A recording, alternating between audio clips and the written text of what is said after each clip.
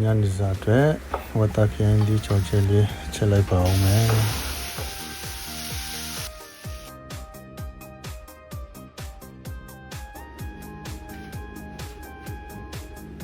ရုံဆိုဝတ်တာကိုရည်ညွှန်းဖြောင်းမယ်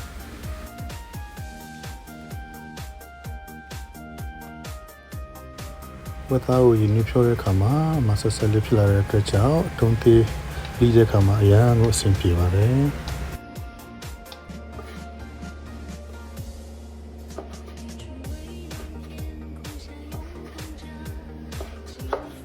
ခရမ်းဒီကိုလည်းပပလေးလီးပြီးတော့မှအချောင်းတေးသေးလေးပုံစံနေနဲ့နိုးလေးပြန်ပြီးတော့မှလီးလိုက်မယ်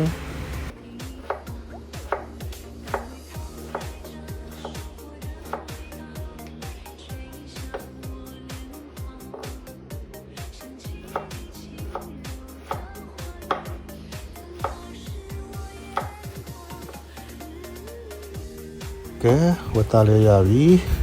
ပြီးတော့ကျွန်တော်တို့လီးထားတဲ့ခရမ်းသီးလေးရပါပြီအစင်းသင်းဖြစ်ပြီဆိုတော့မှကျွန်တော်တို့စီချက်တက်မယ်ကျွန်တော်တို့စီချက်တက်တဲ့အခါမှာကျွန်တော်ဒီချက်သွန်ဖြူနဲ့မြူတီနည်းနည်းကျွန်တော်စီချက်တက်ပါလေမီအေးလေးနဲ့နည်းနည်းလေးမွေးလိုက်မယ်ဆိုရင်တော့ကျွန်တော်တို့စီချက်လေးချက်လာပါပြီပြီးလို့ရှိရင်တော့ကျွန်တော်တို့ဝတ်သားချက်မယ်ဝတ်သားချက်ပြီးတော့လည်းမွေးလိုက်မယ်ဝတ်သားချက်လာပြီဆိုတော့အရသာကိုကျွန်တော်တို့စားထည့်မယ်ငါးငန်းပြားရည်တစ်စုံထည့်မယ်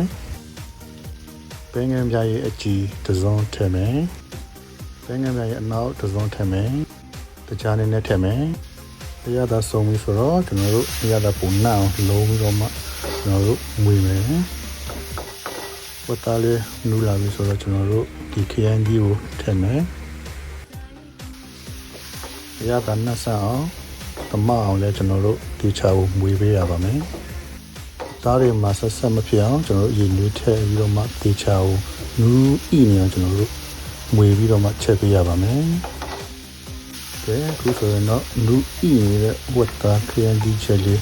ရပါပြီခင်ဗျာပကံလည်းထည့်ရင်နဲ့စားလဲစားချင်နေပြီ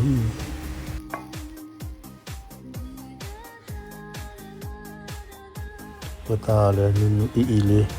ခရမ်းဒီလည်းနူးလေးစားဖို့လည်းအဆင်သင့်ဖြစ်ပြီဆိုတော့ကျွန်တော်တို့နောက်ဗီဒီယိုမှာပဲထပ်ပြီးတွေ့ကြရအောင်နော် See you